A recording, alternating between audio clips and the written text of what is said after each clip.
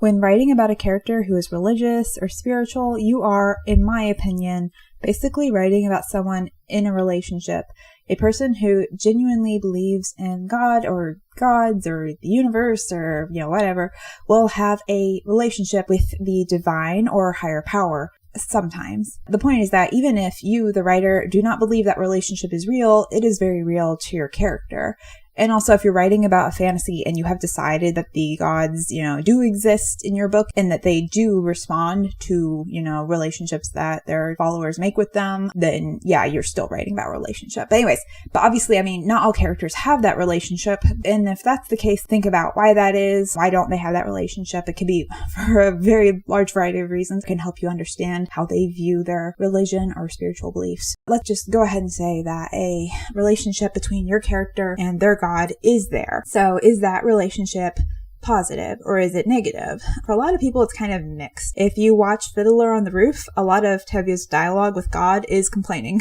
Some, if not many, religious or spiritual people have felt upset or disappointed in God or, whoever they believe in. Just like how, you might feel sometimes upset or disappointed with anyone you have a relationship of any kind with, even if it is generally a good relationship. The reasons why you might feel that disappointment, they're many and varied. A lot of it comes down to, why is this happening?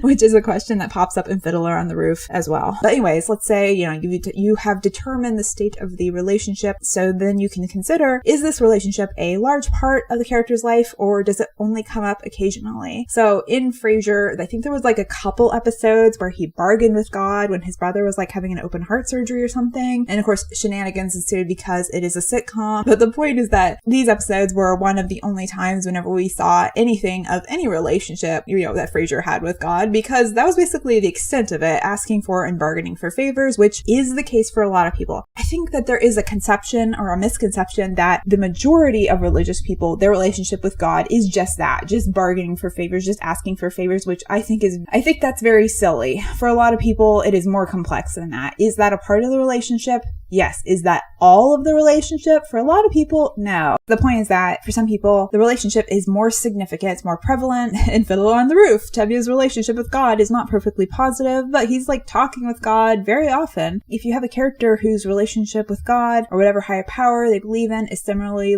a significant part of their lives, that relationship, those beliefs can affect their behavior. It can affect the character arc. It can affect how the characters act in the story. It can even affect the plot and the trajectory of the story as a whole. So your character's beliefs and relationships with the divine can become a part of the story that you are writing. And not always, but very often, this can mean that you need to show the relationship in some way. The first and most obvious way to do this is through dialogue. Fiddler on the Roof and Les Mis are both pretty good examples. Les Mis is a very structured kind of operatic musical, where Fiddler on the Roof is more informal. I would recommend Fiddler on the Roof. And as for other methods than dialogue, first, funny story. In 2019, a movie came out called Tolkien about, Tolkien, the writer of Lord of the Rings and all that. Tolkien was a very, very Catholic man. However, the film was criticized for giving no indication that Tolkien's faith was a central theme in his life. Karolkowski, the director, explained the decision as motivated by the difficulty of portraying something as internal as religion in Tolkien's life. The director related that he had attempted to create scenes that depicted his more religious side, but those scenes failed to engage initial audiences and were cut from the film. So from what I can gather about this film, it looks like the director did not want to use dialogue with God as a means of showing Tolkien's faith. Okay, that's a cool goal, that's not a bad thing. Except, well, that didn't work, did it? Because ultimately, the director was well, I tried these scenes, and no one liked it, so we'll just cut them. That's it. I give up. He tried to give a reason. So from this one interview, he said, religion is one of the most difficult elements to visualize in the film because it's so eternal. What does that even mean? If he's trying to say that he was having trouble capturing something that is abstract on film, well, capturing something that is abstract in the media of film, well, that sounds like a challenge that a creative director would find a way to overcome, doesn't it? Let's say Karolkowski came to me for help, because that would totally happen. He came to me and asked me, how do I do this? How do I create scenes that show the engagement with God and his religious side without using dialogue, I would point to the film Jodha Akbar. The film focuses on two religious main characters. Jalaluddin, or Jalal, is Muslim and Jodha is Hindu. The director showed the connection and relationships that these characters have with their beliefs in several ways. For example, for Jalal, there is a scene where I believe they are Sufi performers. They are singing a religious song and they also accompany that with dance. To show how Jalal is connecting to his spirituality, he joins in the dance. He doesn't know the dance, but because he shares their faith and is having a moment of connection with his faith, he is able to easily join in this devotional act, and he's clearly at peace. For Jodha, when she's going to marry a Muslim king, she's like, okay, I don't want to lose my religion, so you have to promise that I can both keep my religion and build a temple in my quarters.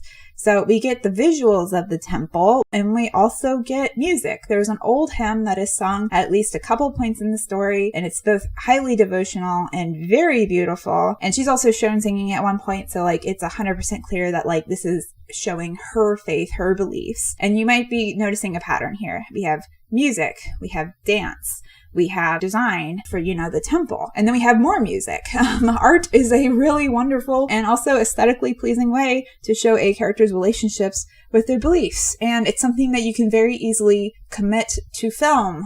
Someone needs to tell Karokowski, I know that there's not much in the way of art in Catholicism. They don't have their own style of architecture. They don't have art, music. They're just at a total lack of the artistic expression of their beliefs. It's really sad. So I guess I shouldn't be that hard on him. He was at a real disadvantage here. Anyway, so back to Jodha Akbar. There are other things I've done with these characters to help, show their religion and their beliefs. So for Jodha, we get a scene where Jalal has been poisoned with an assassin's arrow, and she spends all night praying in her temple. And the next morning, when she hears that, Jalal has survived the night and is recovering, we get this lovely shot of I believe it is a statue of Krishna. And even if you believe that these series of events that she just went through would be a coincidence, this scene, this series of events shows that she 100% believes that she has been heard. So there's all these great things that you can do to show, and we don't hear her saying any, I don't think she speaks any of her prayers out loud. So yeah, this is, again, it's a nice show don't tell kind of thing. There's also this amazing scene where before Jalal begins to dance with the Sufis,